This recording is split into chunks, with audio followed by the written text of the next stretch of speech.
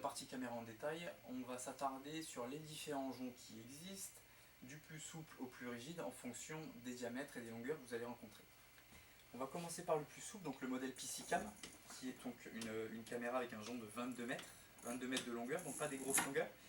Le but recherché ici est vraiment d'avoir une flexibilité au niveau du jonc pour passer les coudes à partir du diamètre 40, des coudes à 90 à partir du diamètre 40. Donc là on se rend compte que le jonc ne présente pas une énorme tenue, c'est pas le but recherché, mais vraiment une grande flexibilité. Pour pousser sur des longueurs plus importantes, on va aller chercher un jonc plus rigide avec une meilleure tenue, mais qui garde tout de même une flexibilité. Donc ce type de jonc va être vraiment plus adapté si on cherche à pousser sur 30-40 mètres en canalisation, même des canalisations plus rouillées.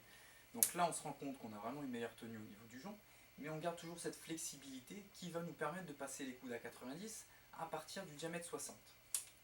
A contrario, celui-ci qui est sensiblement la même chose que ce qu'on a là, sauf que le jonc est en 4,5 mm. Donc pour une différence de 0,7 mm et surtout de matériaux, puisque là on parle bien de matériaux, ici c'est de la fibre de verre renforcée, là c'est de la fibre verre simple, en 4,5.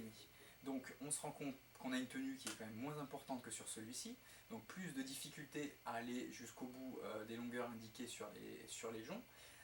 Et là, on se rend compte que si je continue à le plier, je le casse réellement, puisque le jonc ne présente pas une tenue assez importante pour éviter d'avoir à remplacer tous les 4 matins son jonc.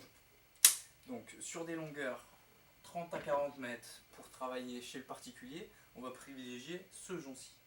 Ensuite, si on veut travailler sur du réseau public, donc avec des réseaux plus importants et surtout beaucoup plus de longueur, ces dévidoirs-là existent en 60 ou en 120 mètres, et c'est donc du jonc de 9 mm, donc bien plus épais que ce qui existe là, fait pour pousser donc sur 60 ou 120 mètres, et surtout pour passer des coudes à 90 à partir du diamètre 160.